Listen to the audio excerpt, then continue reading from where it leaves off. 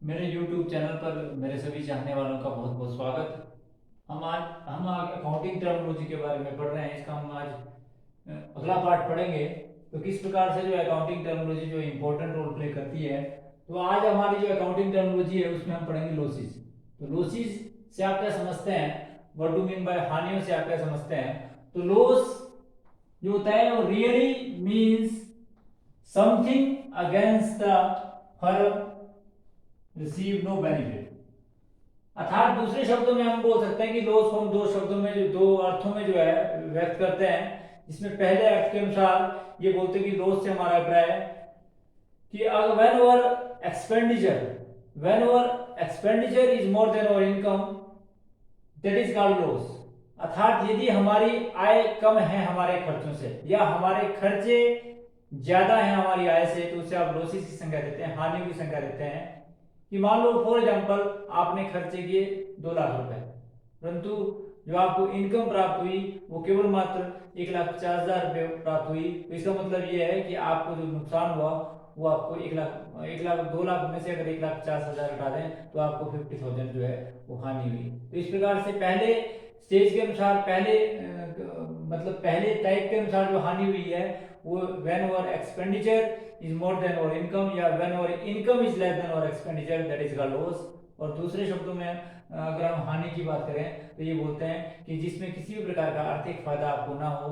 When दूसरे शब्दों में हम ये बोल सकते हैं कि जैसे फॉर एग्जांपल अगर आपको किसी संपत्ति का नुकसान हो जाता है ड्यू टू एक्सीडेंट या फिर due to loss of fire या ड्यू टू एक्सीडेंट जो बोलते हैं चोरी के कारण जो है माल की क्षति हो जाती है, तो इस प्रकार की हानि को भी हानि की संज्ञा दी जाती है। तो इस प्रकार से हम हानि को दो प्रकार से व्यक्त करते हैं।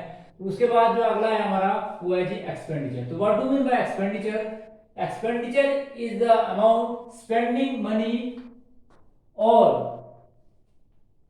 incurring liability for acquiring assets, goods and services. अर्थात दूसरे शब्दों में हम बोल सकते हैं कि कोई भी ऐसा खर्चा जो किसी लाइबिलिटी का भुगतान करने के लिए, किसी एसेट को खरीदने के लिए या वस्तुओं और सेवाएं प्रदान करने के लिए किया जाता है, उन्हें आप जो है एक्सपेंडिचर की संज्ञा देते हैं। एक्सपेंडिचर को हम जनरली 3 भागों में बांटते हैं। नंबर 1 रेवेन्यू एक्सपेंडिचर जिसको आप आयव्यय खर्चा बोलते हैं। Number 1 revenue expenditure, number 2 capital expenditure and the third one is deferred revenue expenditure. इस प्रकार से ये कहा जाता है कि खर्चों को हम जनरली 3 भागों में बांटते हैं। Number 1 revenue expenditure, number 2 capital expenditure and the third one is deferred revenue expenditure. तो what do mean by revenue expenditure, आयगत खर्चे से आप क्या समझते हैं। ऐसा कोई भी खर्चा जिसका बेनिफिट आपको एक अकाउंटिंग पीरियड में हो जाता है तो उसे आप रेवेन्यू एक्सपेंडिचर की संज्ञा देते हैं। जैसे salary paid, rent paid, advertisement expenses paid, printing and stationery paid, postage and telegram paid. तो इस प्रकार से कोई भी ऐसा खर्चा जिसका आपको फायदा भी 1 साल के अंदर हो जाता है तो उसे आप जो है, और जो ज्यादा भारी मात्रा में नहीं किया जाता है उसे आप रेवेन्यू एक्सपेंडिचर की संज्ञा देते हैं। उसके बाद आता है जी कैपिटल एक्सपेंडिचर, पूंजीगत खर्चे से आप क्या समझते हैं। तो ऐसा कोई भी खर्चा, any type of expenditure which are incurred for the purchase of any fixed asset और for the renovation of any fixed asset is called capital expenditure. तो कोई भी ऐसा खर्चा जो स्थायी संपत्ति को खरीदने के लिए या स्थायी संपत्ति के मूल्य में वृद्धि करने के लिए या स्थायी संपत्ति में किसी प्रकार की इंप्रूवमेंट करने के लिए किया जाता है उसे आप कैपिटल एक्सपेंडिचर की संज्ञा देते हैं। और ये जो है खर्चा होता है ये लंबे समय के लिए किया जाता है।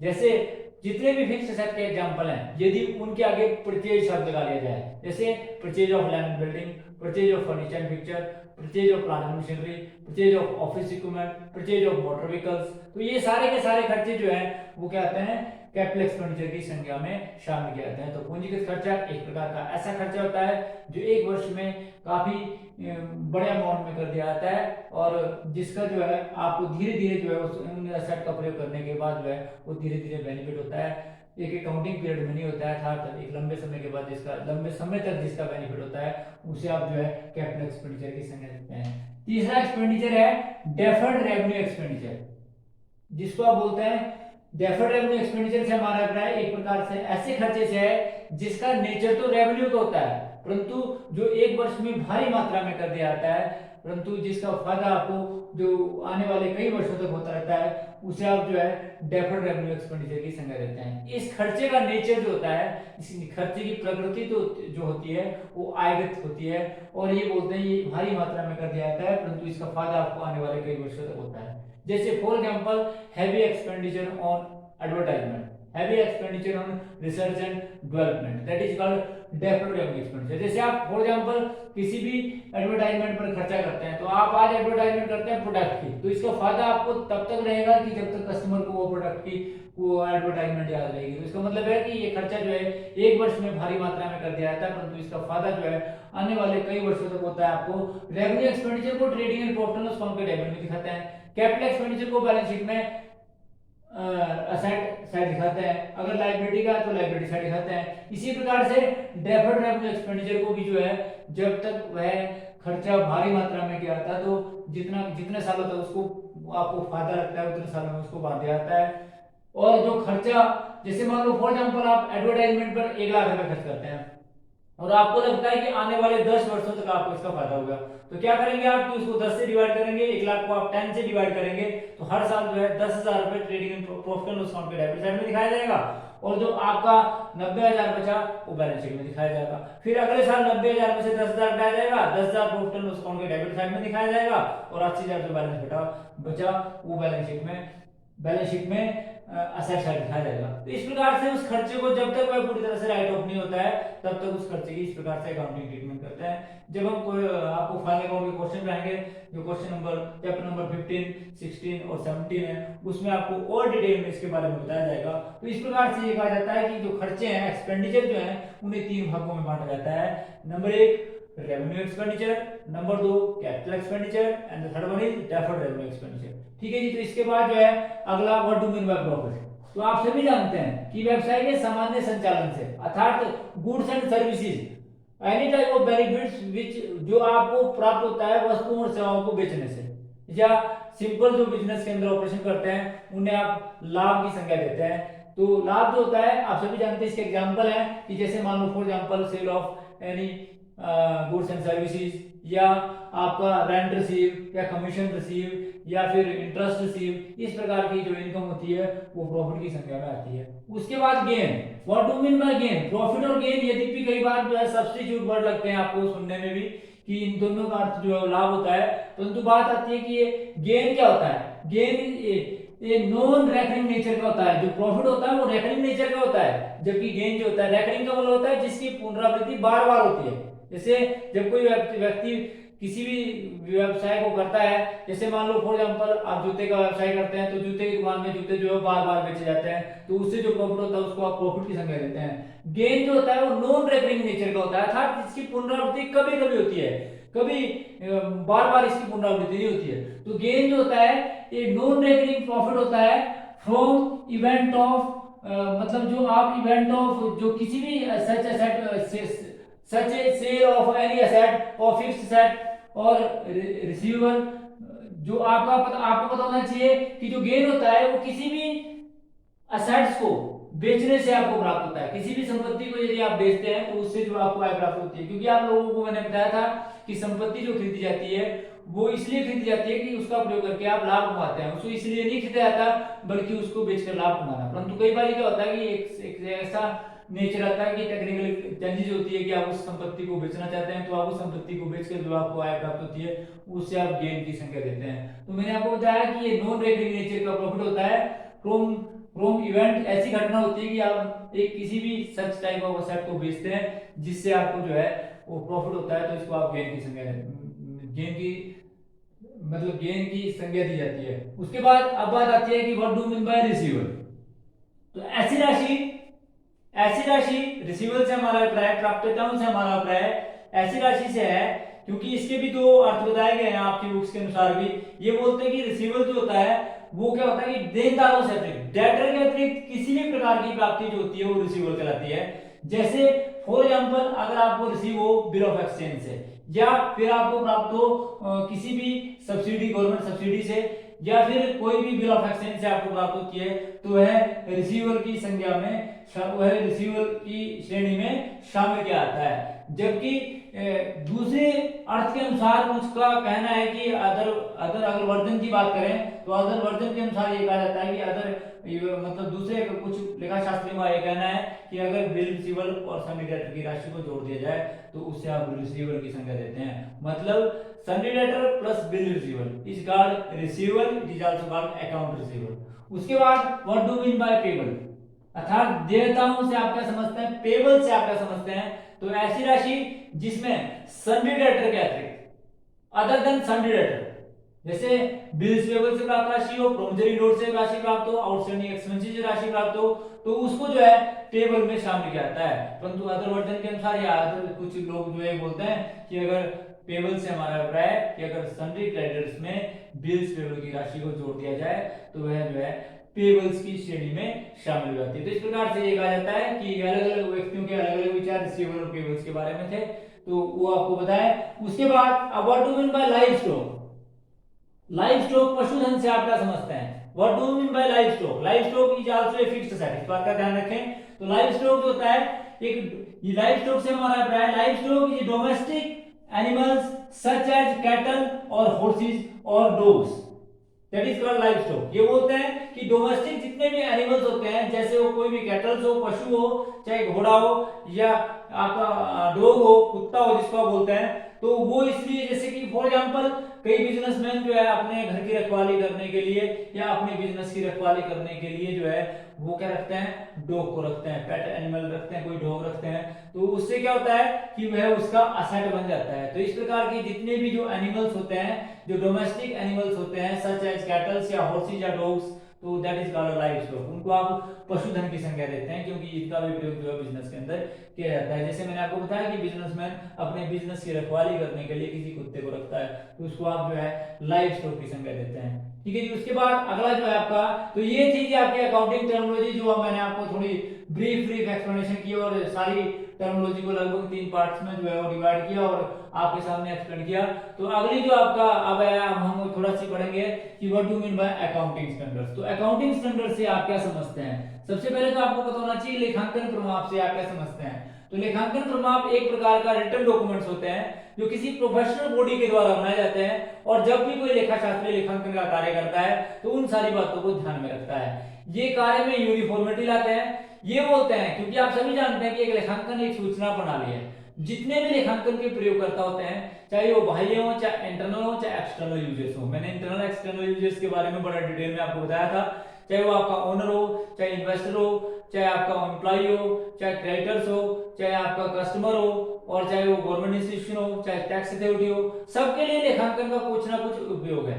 परंतु ये बोलते हैं कि अकाउंटिंग स्टैंडर्ड्स एक प्रकार का ऐसा रूल और रेगुलेशंस, ऐसे कोड ऑफ कंडक्ट्स, ऐसे रूल्स रेगुलेशंस को डिफाइन करते हैं कि जिनके आधार पर जो लेखा शास्त्री है, लेखांकन का कार्य करने वाले व्यक्ति हैं, वो लेखांकन के कार्य को सही प्रकार से कर सकें, या लेखांकन के जितने भी प्रयोगकर्ता हों उनको सूचना जो है यूनिफॉर्म जो मतलब जिसको बोल सकते हैं कि एक ऐसी यूनिफॉर्मिटी होनी चाहिए उसमें कि सबको समझने आगे, वो अंडरस्टैंडेबिलिटी होनी चाहिए, उसमें रेलेवेंस होना चाहिए, उसमें रिलायबिलिटी होनी चाहिए, वो कंपेरेबल होना चाहिए, वह टाइमली उनको मिलना चाहिए। तो इसके लिए जो है अकाउंटिंग स्टैंडर्ड्स बनाए गए हैं, जो आपकी किताब में भी काफी डिटेल में एक्सप्लेन किए गए हैं। इंडिया में इस कार्य को करने के लिए जो आपके चार्टर्ड अकाउंटेंट है, इंडियन इंस्टीट्यूट में जितने भी चार्टर्ड अकाउंटेंट है वो इस कार्य को करते हैं, कुछ प्रोफेशनल बॉडी इस कार्य को करती हैं। तो आपको बताना चाहिए कि एक प्रकार का अकाउंटिंग स्टैंडर्ड्स एक प्रकार के रिटन डॉक्यूमेंट्स हैं। Are the accounting standard are the policy documents issued by the recognised bodies, मतलब प्रोफेशनल बॉडीज होती है जो इंडिया में, जैसे आपको बताया मैंने कि जो हमारे चार्टर्ड अकाउंटेंट है वो इंडियन इंस्टीट्यूट के द्वारा जो निर्धारित किए गए, जो द्वारा अपॉइंट किए गए जो चार्टर्ड अकाउंटेंट है वो अकाउंटिंग स्टैंडर्ड्स को बनाते हैं।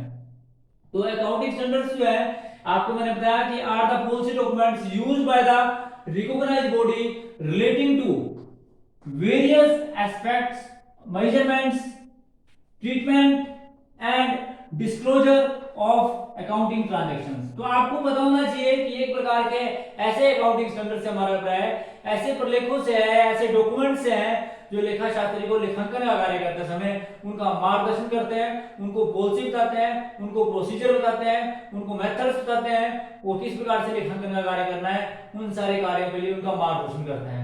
ये एक स्टैंडर्डाइज होते हैं जो आपकी किताब में भी दिए हुए हैं बहुत सारे अकाउंटिंग स्टैंडर्ड्स। जैसे फॉर एग्जांपल अकाउंटिंग स्टैंडर्ड 3 की बात करें तो अकाउंटिंग स्टैंडर्ड 3 जो है वो आपका कैश फ्लो का फॉर्मेट को बताता है, जो आप प्लस 2 के अंदर पढ़ते हैं, जिसमें आप देखते हैं कि कैश फ्लो अकाउंटिंग स्टैंडर्ड 3 के अनुसार कैश फ्लो को 3 एक्टिविटीज में बांटा गया है। Cash flow from operating activities, cash flow from investing activities और cash flow from financial activities, जिसका डिटेल में अध्ययन आप जो है वो प्लस 2 के अंदर करेंगे। तो इस प्रकार से देखा जाता है कि अकाउंटिंग को मेजर करने के लिए कुछ एक मेजरमेंट करने के लिए या उसकी ट्रीटमेंट करने के लिए या उसको डिस्क्लोज करने के लिए किस प्रकार से अकाउंटिंग ट्रांजैक्शन को लिखा पुस्तकों में दिखाया जाएगा उसके बारे में डिटेल में बताया गया है। तो ये अकाउंटिंग स्टैंडर्ड्स का मीनिंग था। उसके बाद बात आती है कि इसके नेचर्स क्या हैं। What are the natures of accounting standard? AS means accounting standard, AS means accounting standards. इस बात का ध्यान रखें। Number 1, accounting standards as lay down the norms of accounting policy and practices. तो इस बात का ध्यान रखें कि सबसे पहले तो आपको अकाउंटिंग स्टैंडर्ड्स उन नॉर्म्स को बारे में बताती है, उन पॉलिसी के बारे में बताती है जो आपने व्यवहार में लानी है। तो सबसे पहला नेचर ये है कि अकाउंटिंग स्टैंडर्ड्स आपको उन पॉलिसीज के बारे में बताती है, उन रूल और रेगुलेशंस के बारे में बताती है, उन तथ्यों के बारे में बताती है कि किस प्रकार से आपने उसको इंप्लीमेंट करना है। नंबर 2 बात है accounting standard limit the area within which accountant has function। अब अकाउंटेंट को क्या फंक्शन करना है, लेखांकन का कार्य करते समय एक लेखा शास्त्री को क्या फंक्शन करना है उसके बारे में भी आपको अकाउंटिंग स्टैंडर्ड्स के बारे में भी जो ये बताता है। ये बताता है कि आप जो है इन दायरे में रहकर काम करें। लेखा शास्त्री को जो है अकाउंटिंग स्टैंडर्ड्स ये बताते हैं कि भाई आपका फंक्शन ये है और आपका एरिया, इस एरिया के बाहर आपने नहीं जाना है। तो ये भी आपको बताता है, इसका दूसरा नेचर है। उसके बाद accounting standard provide set of methods and solving one और मोर अकाउंटिंग प्रॉब्लम्स। आप सभी जानते हैं लेखांकन में जो आपका अकाउंटिंग स्टैंडर्ड्स हैं वो आपको प्रोवाइड करते हैं सेट ऑफ मेथड कि एक समस्या का एक या एक से अधिक समस्या का समाधान जो है किन किन तरीकों से किया जाए और कौन सा ऐसा बेस्ट तरीका है कि उन समस्याओं का समाधान जो है वो आसानी से हो जाए। तो ये बोलते हैं कि अकाउंटिंग स्टैंडर्ड प्रोवाइड करते हैं set of methods solving one और मोर अकाउंटिंग प्रॉब्लम्स की एक से अधिक जो समस्याएं होती हैं, एक या एक से अधिक जो समस्याएं होती हैं उनका निपटारा जो है वो किस प्रकार से किया जाए इसके बारे में भी लेखा शास्त्रियों को का मार्गदर्शन करते हैं। उसके बाद अगला जो है ये बोलते हैं अकाउंटिंग स्टैंडर्ड रिमूव करता है the effect of diverse accounting policy and practices. Accounting standard जो है यूनिफॉर्मिटी लाता है, कंसिस्टेंसी लाता है। क्या करता है कि जो विविधताएं आ सकती है लेखांकन का कार्य करते समय अगर किसी प्रकार का, क्योंकि आप सभी जानते हैं कि हर एक विषय के अपने एक रूल होते हैं। जैसे इंग्लिश को लिखने के लिए इंग्लिश ग्रामर है, हिंदी को लिखने के लिए हिंदी व्याकरण है, इसी प्रकार से लेखांकन का कार्य करने के लिए भी जो है अकाउंटिंग स्टैंडर्ड्स हैं जो ये बताते हैं कि भाई कि लेखांकन के कार्य में विविधता, अगर ये अकाउंटिंग स्टैंडर्ड्स ना होते तो लेखांकन के कार्य में विविधता आती।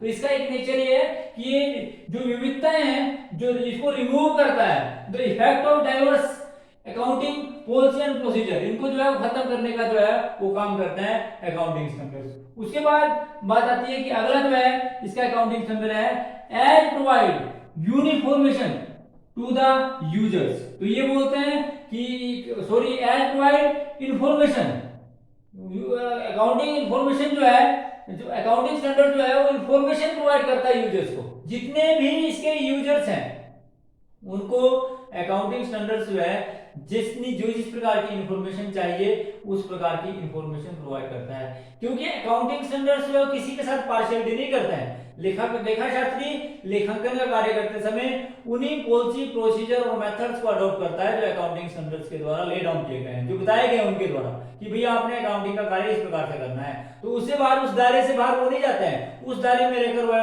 व्यक्ति जो है वो काम करते हैं और उसी दायरे के अनुसार जो है वो लेखांकन का कार्य किया जाता है। उसके बाद अब आता है जिसका कि ये नेचर्स के बाद अब बात करते हैं objective of accounting standards. Objectives of accounting standard या जिसको बोल सकते हैं कि इसके लाभ क्या है, मेरिट्स क्या है कि भी अकाउंटिंग स्टैंडर्ड अडॉप्ट करने के बाद आपको क्या फायदा होगा। ठीक है जी। तो इसके ऑब्जेक्टिव्स क्या हैं, किन उद्देश्यों को लेकर जो अकाउंटिंग स्टैंडर्ड्स डिटरमाइन किए जाते हैं। ठीक है जी। तो नंबर 1 टू प्रोवाइड डायरेक्शन। सबसे पहले ये अकाउंटिंग स्टैंडर्ड्स जो है वो लेखा शास्त्री को। Accounting standard provide direction to accountant, जो भी लेखांकन का कार्य करते हैं उनको एक डायरेक्शन देते हैं कि भाई लेखांकन का कार्य जो आपने इस प्रकार से करना है। Number 2, uniformity. Accounting standard provide uniformity. Accounting standard जो है यूनिफॉर्मिटी प्रदान करती है, एक रूपता प्रदान करती है। लेखांकन का कार्य करते समय अगर अकाउंटिंग स्टैंडर्ड आपको बताए गए उन्हीं के अनुसार आप कार्य करेंगे तो लेखांकन के कार्य में एक रूपता बनी रहेगी। उसके बाद अकाउंटिंग स्टैंडर्ड प्रोवाइड कंपेरेबिलिटी, ये बोलते हैं तुलना करने में सहायक होता है। मैंने जैसे आपको बताया कि अगर अकाउंटिंग स्टैंडर्ड्स जो है आपने अडॉप्ट किए हैं तो लेखांकन कार्य जो कार्यक्रम होंगे वो तो रेलेवेंस होंगे, विश्वसनीय होंगे और उस पर जो है वो किसी प्रकार की गलती होने की कोई संभावना नहीं होगी और उनको आपस में तुलना करना भी जो है आसान होगा। तो तुलना करने के लिए भी जो है वो अकाउंटिंग स्टैंडर्ड्स बड़े इंपॉर्टेंट रोल प्ले करते हैं। उसके बाद इसका अगला ऑब्जेक्टिव है अंडरस्टैंडेबिलिटी। अंडरस्टैंडेबिलिटी का मतलब होता है समझने में आने योग्य। अगर आपने अकाउंटिंग स्टैंडर्ड्स को अडॉप्ट किया है, एक बार अकाउंटिंग स्टैंडर्ड्स को ढंग से स्टडी कर लिया है तो उसके बाद आप उसको अंडरस्टैंडेबिलिटी में भी जो है वो सहायता कर सकते हैं। जैसे valuation of stock, accounting standard 2 बोलता है कि वैल्यूएशन ऑफ स्टॉक इस प्रकार से की जाती है। आप सभी जानते हैं स्टॉक की वैल्यूएशन जो है वो कॉस्ट प्राइस और market price which ever is less पे की जाती है। कॉस्ट प्राइस और market price which ever is less, that means कि जब भी आप स्टॉक की वैल्यूएशन करते हैं तो आप इस विधि को अपनाते हैं अकाउंटिंग स्टैंडर्ड 2 के अनुसार कि भी स्टॉक की वैल्यूएशन जो है वो कॉस्ट प्राइस और market price which ever is less पर की जाती है। तो ये क्या, इसका मतलब क्या है, अंडरस्टैंडेबिलिटी को बढ़ाते हैं। ये कि भी आपको अकाउंटिंग स्टैंडर्ड बता दिए गए हैं, भी आपने जब भी स्टॉक की वैल्यूएशन करनी है तो आपने कॉस्ट प्राइस और market price which ever is less पे करनी है। बहुत सारे अकाउंटिंग स्टैंडर्ड्स हैं जो अपनी अपनी व्याख्या करते हैं, सबके बारे में जो अलग अलग प्रोसीजर बताते हैं। तो वो सारे के सारे जो है वो जैसे अकाउंटिंग स्टैंडर्ड 7 जो है फिक्स्ड एसेट के बारे में बताता है, अकाउंटिंग स्टैंडर्ड 6 जो है वो डेप्रिसिएशन पॉलिसी के बारे में बताता है। इस प्रकार से बहुत सारे अकाउंटिंग स्टैंडर्ड्स हैं जिनका अलग अलग व्याख्यान किया गया है कि इस प्रकार से जो है लेखा पुस्तकों में आपने व्यवसायिक लेन देनों का लेखा करते समय आपने उन बातों को ध्यान में रखना है। उसके बाद आपका जो अगला ऑब्जेक्टिव है to provide information to the various users. मैंने आपको बताया था कि जो आपके अकाउंटिंग स्टैंडर्ड्स है उनका मेन मोटिव ये भी है कि जितने भी प्रयोगकर्ता हैं उनको जो है लेखांकन के बारे में सूचना प्रदान करना, क्योंकि लेखांकन अकाउंटिंग स्टैंडर्ड्स जो है वो एक स्टैंडर्ड्स के अनुसार बनाए गए हैं और वह सभी को जो है वो सूचनाएं प्रदान करते हैं जितने भी इसके प्रयोगकर्ता होते हैं। तो इस प्रकार से thanks for watching the video, please like subscribe my channel.